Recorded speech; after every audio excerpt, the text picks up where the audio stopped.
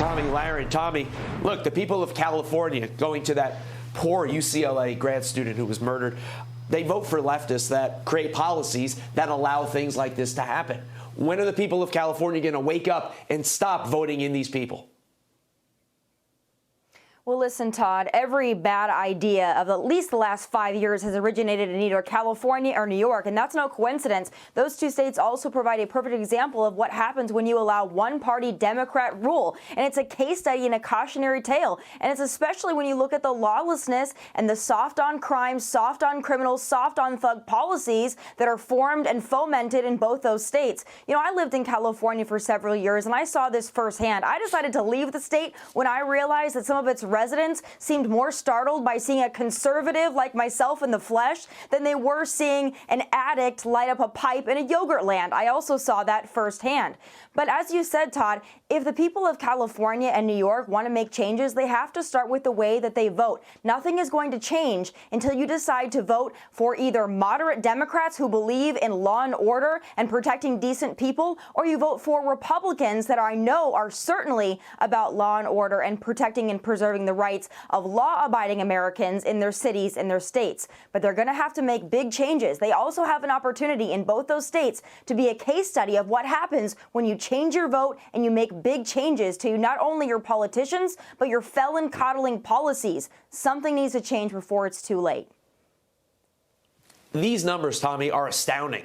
LA crime from 2019 to 2021, homicides up almost 54%, shooting victims up 54%. And I think we both know the area where this UCLA grad was murdered. It's a nice area. It's the Fairfax district. I used to live right around the corner. I always felt safe. I was there for four and a half years. Should anybody feel safe in a blue city going forward? I think that this is also where you're going to start to see some big changes. It's one thing when this impacts the ghettos and the inner cities. It's another thing when it impacts nice areas. And that's sad to say, because that shouldn't be the case. Every American should be safe on their cities, in their cities and on their streets. But that's not the case in places like California. And I think the Democrats, and especially these activist DAs, need to be asked, what is your motivation for being soft on criminals and soft on crime? What is it? Why are you motivated to protect the lowest denominator of human being in your cities and your states? And why are you not protecting the law-abiding Americans that look to government for nothing else but protection? Democrats need to answer for that. They're going to have to answer for it in midterms. I wish it didn't take an election cycle to make big changes, but unfortunately, sometimes it does. We have a big opportunity to make big changes, and that comes in November. Speaking of not really a change, but going back to the past, a former top advisor to Bill Clinton says there's a good chance Hillary will run in 2024 if Joe Biden loses Congress in the midterms. Cue up Dick Morris.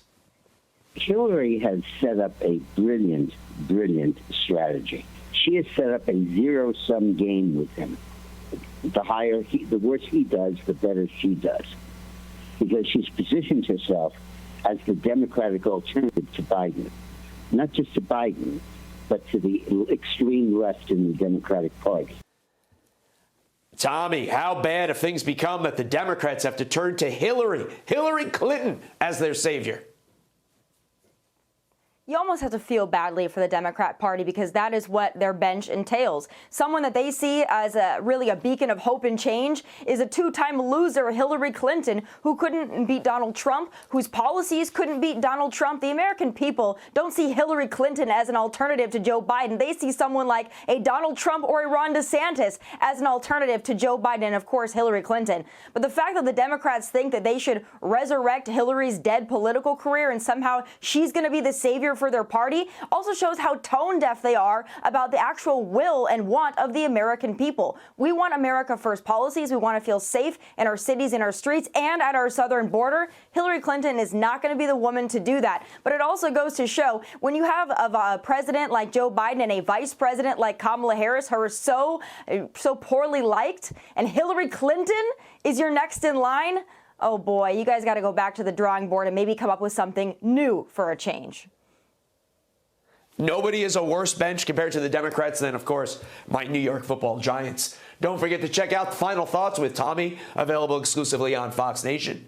Tommy, thank you. Hi, everyone. I'm Brian Kilmeade. I want you to do me a favor. I want you to click to subscribe to the Fox News YouTube page. This is the only way that I know for sure that you're not going to miss any great commentary, any great news bites, any great interviews coming your way on Fox. You can get it all here on YouTube. So subscribe right now.